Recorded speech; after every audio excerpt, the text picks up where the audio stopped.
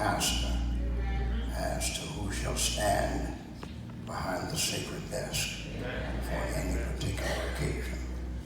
Thank you also for letting me know that I am the 49th pastor. I never knew that. 7 is the number of completion. 7 times 7 is 49. And so it means that I am the end of a genre of leadership that has come into this pulpit. Number 50 means that a new season has dawned.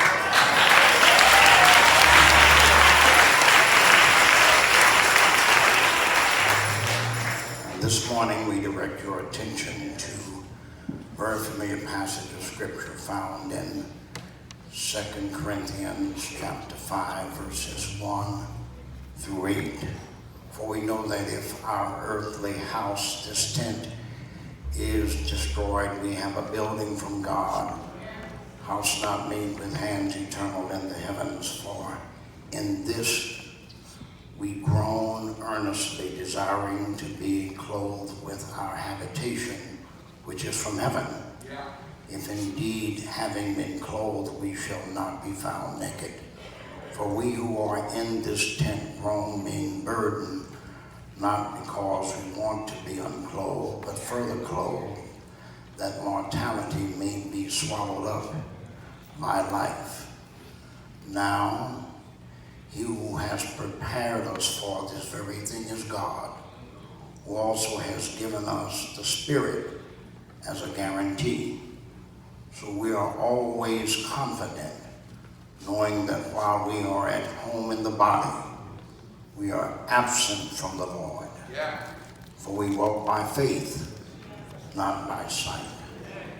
We are confident, yes, well pleased, rather to be absent from the body and to be present with the Lord. A necessary reminder. There are times when those of us who preach the word must preach to ourselves. And there are times when those who hear the word and rejoiced in it and have recited it and memorized it must, like Paul and Silas in prison, speak that word to themselves, no matter who is around. When death comes close, we find it necessary to preach to ourselves and remind ourselves of the truth we have shared in other times.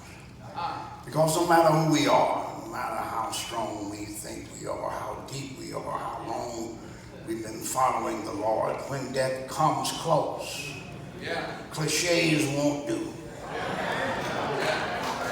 Like trite comments, like you can't lose something when you know where it is. That doesn't meet the loneliness, the pain, the anger, and the questions. Lord, you know how much I loved him or her. Well, Lord, why did you take him or her? You know how much my life is wrapped around him or her. In those times of distress, when all we can see basically is a series of questions about tomorrow. And when the pain is deep and the loss heavy, we find ourselves having to comfort other folk who walk up and tell us what the loved ones meant to them. And we have to dry our eyes and tell them it's going to be all right. In those times, I've come to bring you not a deep or profound word, but a necessary reminder. God didn't take anyone. God didn't do anything. Frank Woods is just with the Lord. Yeah. But God is not some callous deity who sits up in heaven trying to find ways to test us or to make life difficult. God just every now and then claims someone who he has made and gifted and said to them, it's time for you to come home to be with me. Those of you who remember driving Miss Daisy will remember that scene toward the end of the picture when Polk goes to see Miss Daisy, her son, and son begins to talk, and Miss Daisy says, he came to see me, not you. And Dan Aykroyd simply says, it looks like Mama wants you all to herself. Sometimes God says, I know you love them, but I want them to myself. I made them. I brought them through trials that you will never know. Once Frank came to pick me up. I don't know if I was getting ready to go somewhere, coming from somewhere. And he was not his usual calm self, but he looked a little agitated and shaken. And I asked him, I said, what's wrong, Frank? And he said, before you picked me up, I was on a drug bust. We walked in, and the criminal was pointing a loaded gun at me and pulling the trigger, and it didn't go off. Hallelujah! Hallelujah! Frank is with the one who kept him and who can care for him in a way that none of us can ever care for him. Frank Woods is with the Lord. Yeah. And it's humbling to deliver a eulogy like this. You know, I've been trying to preach now for 55 years, pastoring 45. As many of you know, I started preaching when I was 2. You don't get the opportunity every day to preach the eulogy for someone that you can say without a shadow of a doubt that they lived a life and that they are now with the Lord. And as much as we would want to keep them, we would not deny them the privilege of being with the one who first loved them and who now has said, I want them to myself. And as I was with them, I will be with you. Now, let me just give a few personal remarks about Frank. You know, he was, my term, the gentle giant. And he always had such a calm demeanor that when I first met him, I wondered how he could be a detective. And then one Sunday night, we had a break-in at the church before we had the sophisticated equipment we have now. We used to do it on a regular basis, and so Frank and I came to the church one Sunday night. It was dark, a couple of lights on, and as Frank looked and thought about the fact that someone had broken into his church, sweat began to pour, veins began to rise in his neck, and he began to breathe heavy. I said, this brother ain't no joke. Once after we used to have a carnival up on Springfield Avenue. And after the carnival, Frank said to me, you know, they stole our hot dog machine. And I said, really? He said, yeah. How are we going to, you don't have time to get a new, he said, don't worry about it, Reverend. And so 2 days later, he walked up and said, Reverend, we got our machine back. And I said, but you said it was stolen. He said it was. I said, well, how did we get it back? He said, don't worry about it. I said, Frank, how did we get the machine back? He said, Reverend, don't worry about it.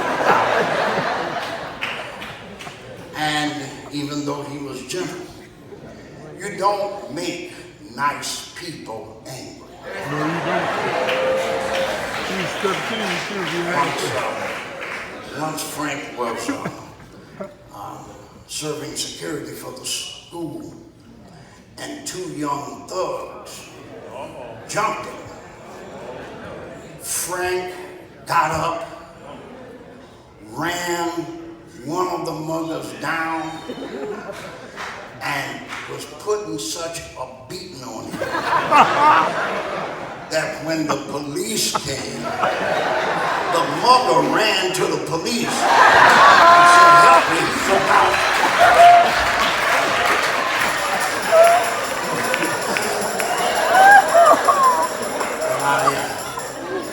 So I talked to Frank, I said,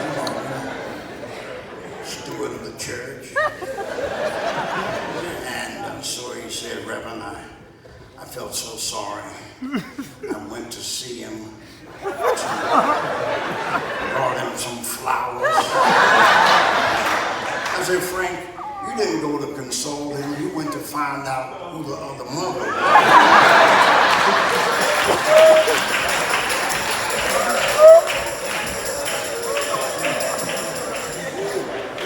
Frank was detective, but he was a soldier. I've pastored a number of veterans. I love to pastor veterans. And even though they're not all the same, I've noticed the veterans that I pastor have 3 strong qualities.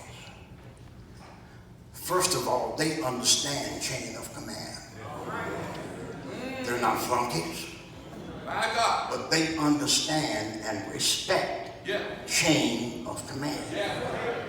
Frank understood chain of command partly because he probably saw it exhibited in the life of his mother, his preaching mother. We sometimes forget, some of us didn't know, that Frank was a PK, a preacher's kid, and that his brother was a preacher. And so he understood order, and when his mother was a preacher, it was in a season when women in ministry were looked upon with hostility and with the hermeneutic of suspicion.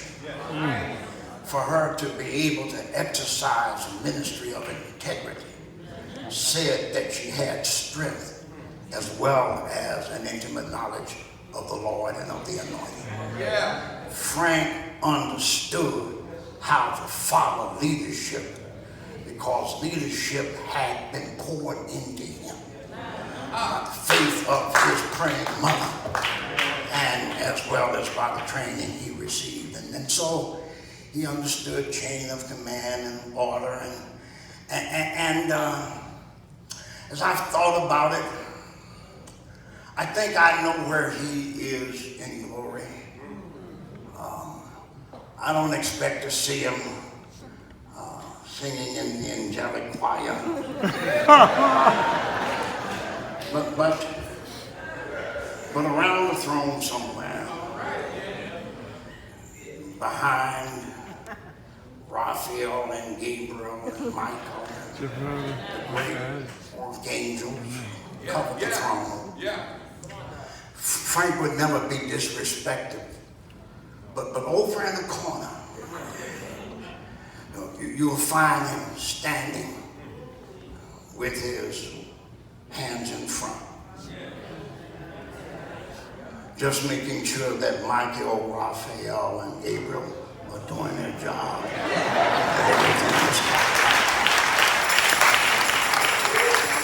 He knew how to be present without being intrusive. My God!